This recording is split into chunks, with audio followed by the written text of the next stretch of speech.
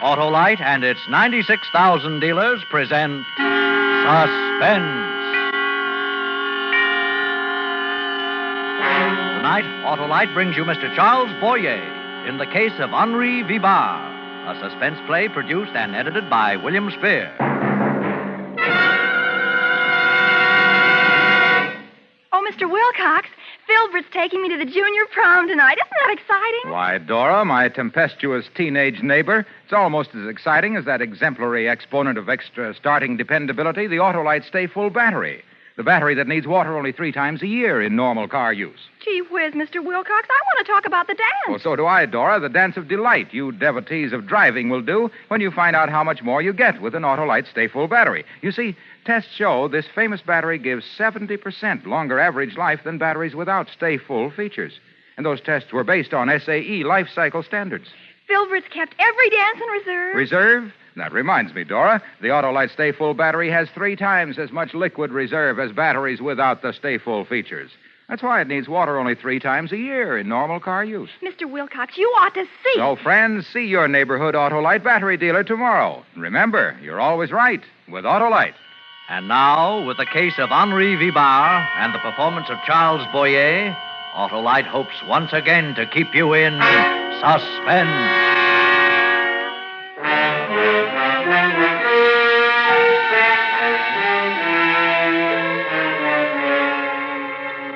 I watched the taxicab enter the gate and roll slowly up the driveway toward the entrance. Gladstone Memorial Rest Home is a big, busy place. Dozens of cars come and go every day, and yet somehow this cab caught my attention and held it. It seemed to fascinate me. As it approached, yes, I got a definite feeling of menace from it. These warnings, these premonitions, they come to me whenever I'm in danger. Danger? What danger? The cab stopped just below my window, and a man got out. Sergeant Jack Freeman of the London Bureau of Missing Persons. He came here often, checking on new arrivals. Nothing to fear from Freeman. He's just a big, good-natured moron.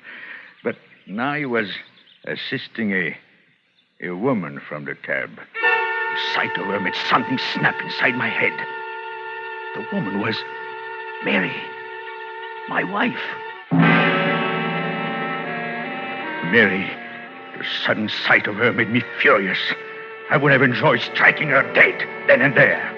But how was it possible? Mary, free, walking around like a decent woman? She'd been convicted of murder, sentenced to life in prison. Now, was it possible she was out on parole? No, English justice is harsh with killers. And Mary's crime had been cold-blooded murder. Suddenly I understood. Mary was being brought here to Gladstone Rest Home to identify me. Such simple people. Trap Henri Vibbard. It was amusing. I might have a few unpleasant moments, but that would be all. I would make a fool of her. I'd always made a fool of her. I remained by the window for some time, planning just what to say and how to act. After a while, there was a knock on the door. Oh, this would be Dr. Sampson, the chap who runs this place. Nice fellow, Sampson. Not too smart, but... Come in. Good afternoon, Monsieur Leclerc. Oh, Dr. Sampson, come in. You have a visitor.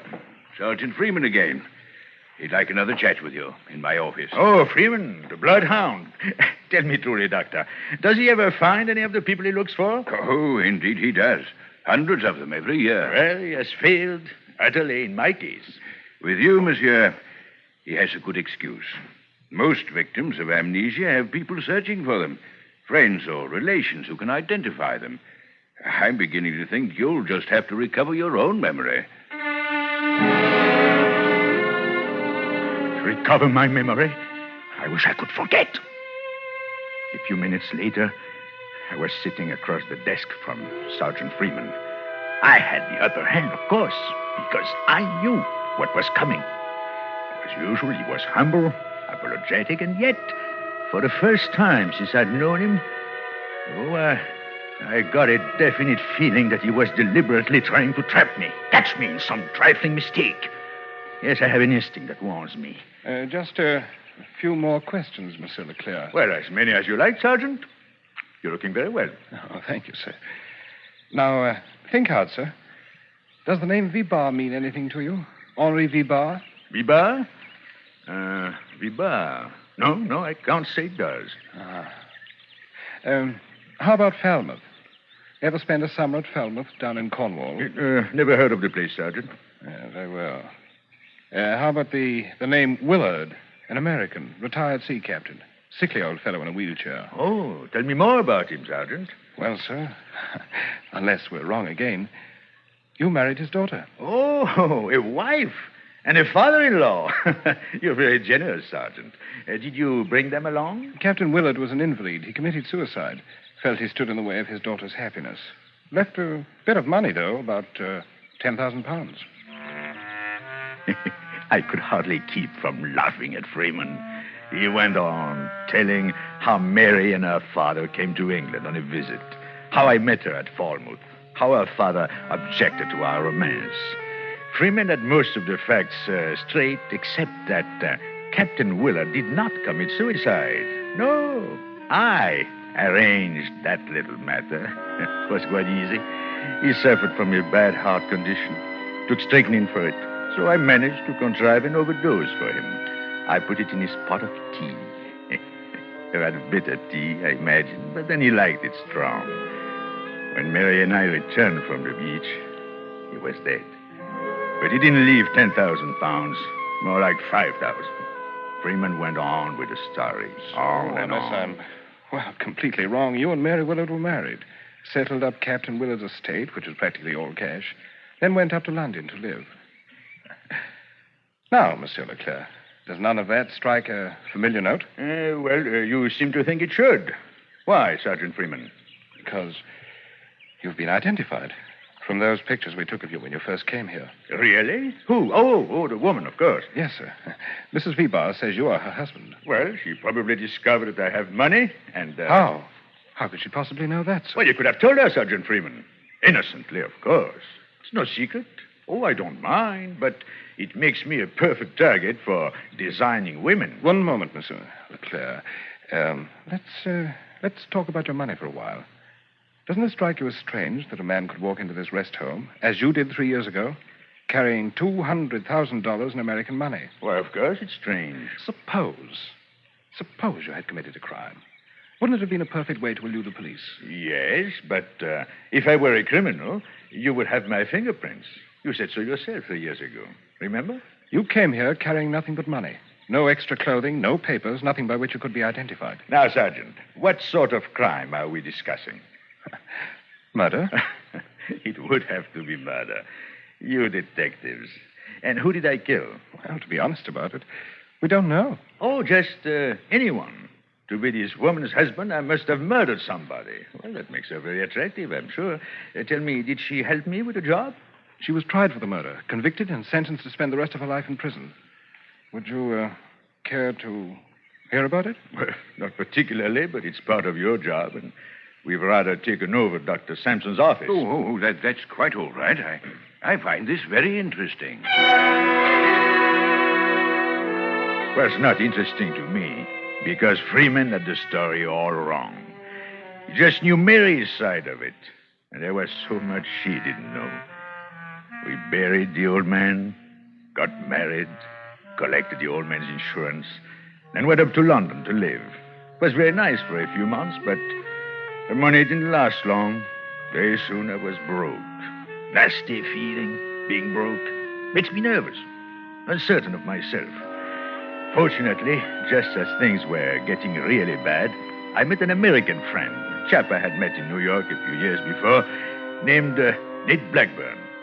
He had a lot of American bonds, hot bonds he called them, but he didn't know how to dispose of them. It was a simple matter for me, with my connections on the continent. Blackburn stipulated one thing. He wanted to be paid in American dollars. That delayed matters for a few days, and finally, when I received the money, I decided not to share it with Blackburn. So, Instead of keeping my appointment with him, I went to my hotel, sent Mary out on a fool's errand, and packed my grips for a quick disappearance. I'm very clever at quick disappearances. I was all packed, ready to leave, when there was a knock on the door. That startled me. If Blackburn didn't know where I was living, and Mary couldn't get home for an hour, who could it be? Again the knock. My nerves steadied down. They never fail me in a tight spot. Hello? What is it? Sergeant Randall, Scotland Yard. Well, what do you want? Some information, that's all, sir. Did you attend the Palladium last night with a man named Nate Blackburn? Why, yes. Yes, I did. What about it? We're trying to find Mr. Blackburn. Do you have his address? Now, look here. I'm trying to catch a train. I know very little about Nate Blackburn, except that he is a thoroughly respectable businessman. You've been misled, Mr. Vibbard. Nate Blackburn's a bad one. Tell me, did he talk to you about bonds? Bonds? What sort of bonds? Stolen bonds, Mr. Vibbard. They're part of an American post office robbery during which 2 policemen were killed. Well, only today we traced the bonds to Nate Blackburn. But he seems to have disappeared. Now, this is too silly. Please, clear out. See me some other day. Oh, too bad, sir. I can't. We must get Nate Blackburn's address. Well, suppose I say I don't know it. Oh, I can't accept that, Mr. Vibbard. Perhaps you better come along with me to the yard. If you can convince Captain Nichols... Now, one moment, please. Blackburn did give me his address. Well, if I remember it and give it to you, will you go away and stop bothering me? Mr. Vibbard, I asked you a simple question. All I want is an honest answer. All right. I'll give it to you. Blackburn lives at the Afton Hotel, Suite 618. You dirty, rotten, scurvy rat. No. I mean it. He's probably there right now. Here, I'll get him on the telephone. Never mind the phone. Of course he's there. Waiting for you to show up with our money. Where is it? What became of your English accent? Come up with that dough and quick. Well, I don't have it. I put the money in the mail. I've been tailing you all day. I saw you sell the stuff an hour ago. Come on, Vibbard. I want the money. That gun doesn't frighten me. You wouldn't dare kill me. No, but I can put a couple of slugs in your legs. How about that? Want to be a cripple the rest of your life? No, wait. Wait. I intended to deliver the money to Nate personally, but, well, since he doesn't trust me... Now, please, put that gun away. There, that's better. I have an aversion to firearms. Where's the money? There, in that grape on the table. Huh? The small one. Oh. Huh. Good. Old bills. Not in sequence. Can't see any marks. Drop that money. Huh? Hey, what's that thing? A gun? Put that money on the table. Let's see that gadget. Stand still. Don't move. Don't tell me it shoots real bullets. Stop. Stay where you are. Stay away from me. Give me that thing. Stop, I said. I'll shoot. Come on, hand it over. No. You jerk. You silly... He fell dead right at my feet.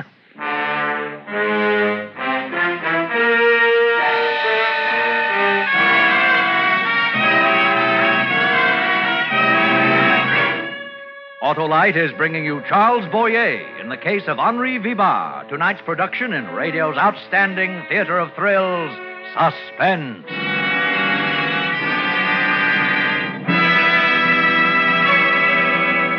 Hey, Dora, what's the matter? You look blue. Filbert just called. His car wouldn't start because the battery's dry, and now we can't go to the dance. Dry your eyes, my pretty neighbor. I'll lend Filbert my car. Oh, gee, thanks, Mr. Wilcox. You're wonderful. Oh, not half as wonderful as the Autolite Stay Full battery, the battery that needs water only 3 times a year in normal car use. If Filbert knew that, he wouldn't be stuck. Oh, now, don't be hard on poor Filbert. He just hasn't heard that the Autolite Stay Full battery has a fiberglass retaining mat, protecting every positive plate to keep the power-producing material in place for longer battery life. Why, in recent tests, based on SAE life cycle standards, Autolite Stay Full batteries gave 70% longer average life than batteries without Stay Full features. I can hardly wait to get started. Well, you don't have to wait to get started with an Autolite Stay Full battery. It's a demon for starting stamina and needs water only 3 times a year in normal car use. I'll tell Filbert to remember. You're always right with Autolite. And now, Autolite brings back to our Hollywood soundstage our star, Charles Boyer, in the case of Henri Vibbard, a tale well calculated to keep you in suspense. It's a terrible thing to to kill a man like that. To see him go limp and pitch forward on his face. Just the memory of it made me sick. I must have betrayed my feelings because Sergeant Freeman stopped whatever he was saying. Anything wrong, sir? Oh, pardon me, Sergeant Freeman. My mind strayed for a moment from what you were saying. But you look ill, monsieur. What? Are you sure you feel all Oh, right? I'm quite all right, Dr. Sampson. Sergeant Freeman, please continue with your story. I found it quite interesting. Oh, thank you, sir. Well, when Madame Vibbard returned, her husband had a fantastic story to tell her. Only a woman in love could have believed such an Fantastic tale. There you have an example of Sergeant Freeman's intelligence. Fantastic? It was a masterpiece. Far above anything his meager brain could understand. I think I told you how my mind works best in a crisis. Well, it worked now, like a well-oiled machine. I had nothing to fear from the police. I could explain this dead man as a thief or a burglar. But what about Nate Blackburn? After this, it never stopped looking for me. Nate is a killer. Human life means nothing to him. No, I'd have to disappear. Make it absolutely convincing. Well, I could do just that. No one, not even my adoring wife, would ever hear of me again. I would dissolve into thin air and take $200,000 with me. The sight of the dead man sickened me. So I dragged him into the bedroom and closed the door. Then I sat down and planned out every detail of the wonderful scheme. Of course, I wiped my fingerprints from the little gun I had used and left it on the table where my wife would be sure to handle it. Funny thing, Nate and I had talked about fingerprints. He had bragged that none of his men had ever been fingerprinted. Neither had I. Maybe that's what gave me the inspiration. By the time Mary came home, I had every detail of my plan. Hello, dear. Your man didn't show up, maybe. Henry, what's the matter? Mary, I'm in trouble. Trouble, dear? What? I killed a man. Henry, don't fool about such things. I'm not fooling, Mary. Look, here. Oh. No, don't go in. Henry, who is it? How did it happen? Good girl. I was afraid you'd go to pieces. Never mind me. What about you? Well, I'm in for it, I guess. No, it couldn't have been your fault. You wouldn't hurt anyone. Please, Henry, how did it happen? Well, this man in there, he gave me some bonds, asked me to sell them for him. I lost them. Don't ask me how. Oh. Some thief must have picked my pocket. Anyway, this man came up here today and demanded the bonds or the money from them. Darling. I tried to explain, to reason with him, but he wouldn't listen. He got rough, and I managed to get that little gun of yours. We struggled for it. It went off, and... No. But it was self-defense. Oh, what English jury would believe that? The man did give me the bonds, before witnesses, who would believe I didn't sell them and keep the money, and then kill that man to keep him from talking. We've got to be practical, Mary. Did you call the police? No.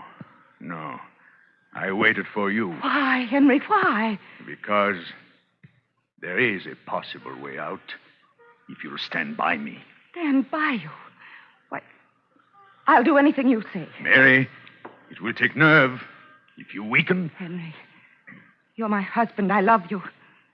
Tell me what to do, and I'll do it.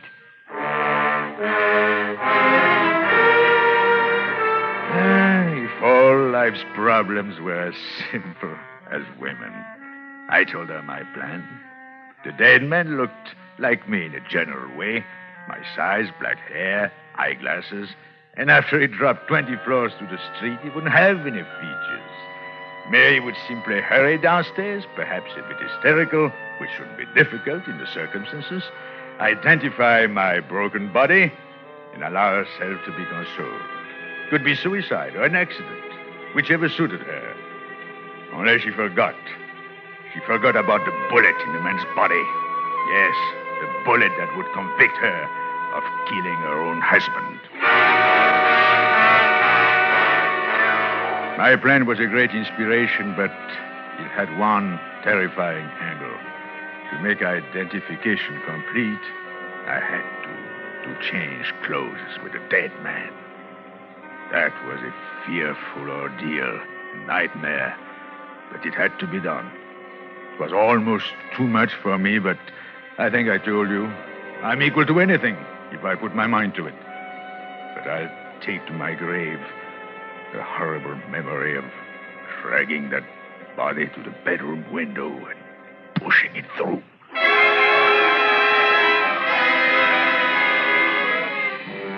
I walked down the back stairs, 20 flights of them. I saw the crowd in the street around the body. I took a bus, the first one I saw. I changed to another and another, destroying everything that might identify me, but keeping the little bag filled with money. It's quite a coincidence, Monsieur Leclerc. What? I didn't get that. I say it's quite a coincidence that you came to this rest home the day following the murder of Henri Vibbard. Well, very well. Make the most of it. Dr. Sampson, do you consider that coincident? I had to come here sometime. Yes, Sergeant Freeman. Since he's here, he had to come sometime. Well, apparently you've brought this woman with you. Bring her in. Let's get through with this farce. Thank you. Perhaps that would be best. Madame Vibbard, will you come in, please?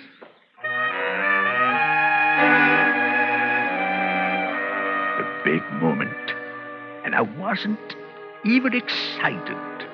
I'm like that. Little things may bother me, but big things, really important things, and my nerves are like steel. Mary walked into the room. I looked at her without a flicker of an eye. She was a changed girl now, so different from the girl I married. Prison does that, I suppose. She was looking at me. Our eyes met and held. For a moment, there seemed a shadow of doubt in her face.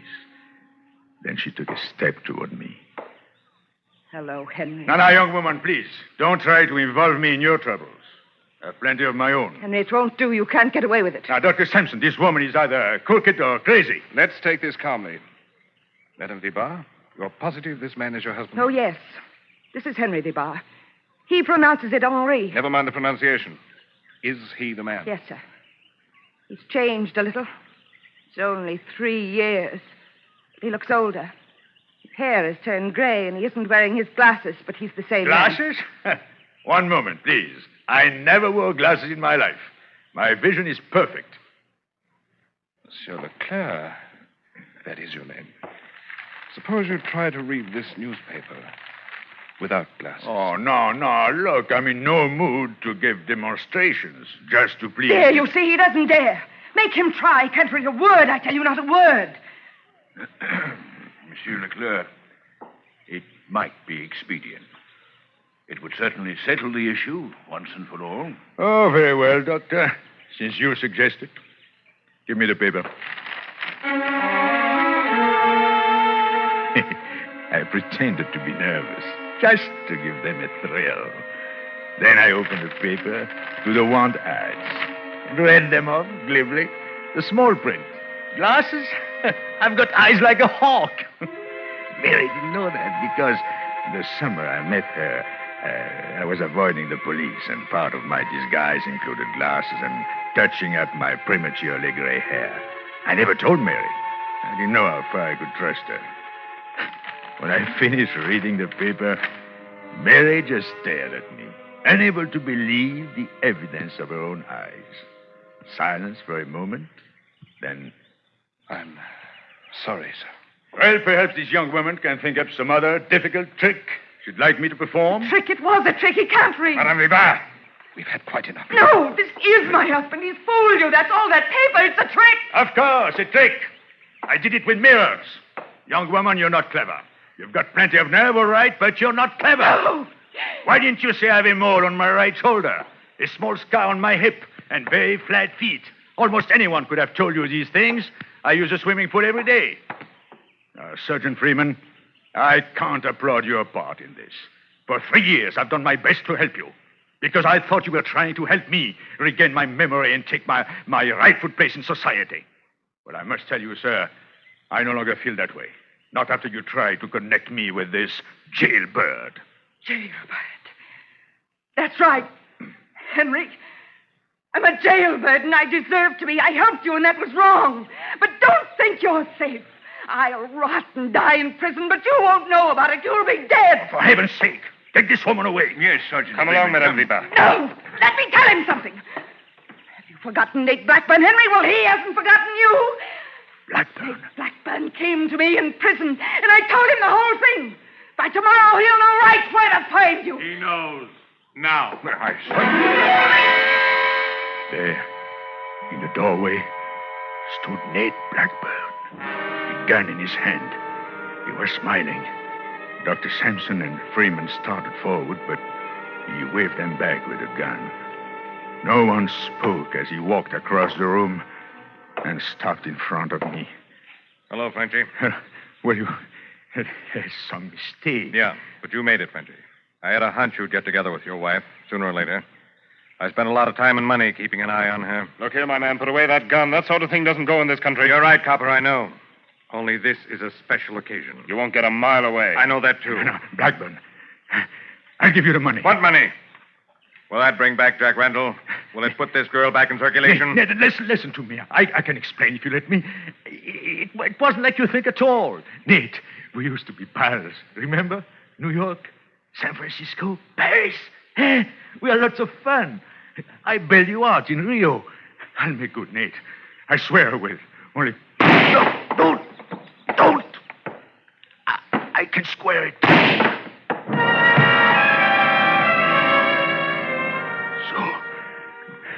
I lasted, after all. You didn't think I could, did you, Doctor? You don't know me? Anytime I really try, I can... Dr. Sampson, can you sign this confession? I doubt it, Sergeant. He's too badly off. Yes, I can... No, I didn't think he could. Is he gone? That's all. Strange fellow. Not at all the criminal type. Hmm? What is the criminal type, Doctor? I've never found it.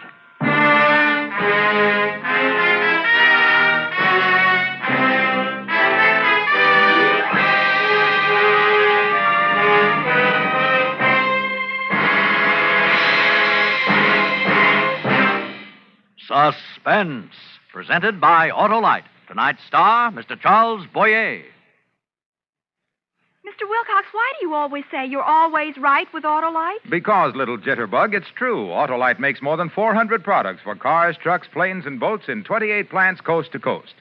These include complete electrical systems used as original equipment on many makes of America's finest cars. Generators, coils, distributors, voltage regulators, wire and cables, starting motors, electric windshield wipers.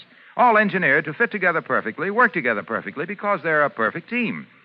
Don't accept electrical parts supposed to be as good. Ask for and insist on Autolite, original factory parts, at your neighborhood service station, car dealer, garage, or repair shop. Remember, you're always right with Autolite.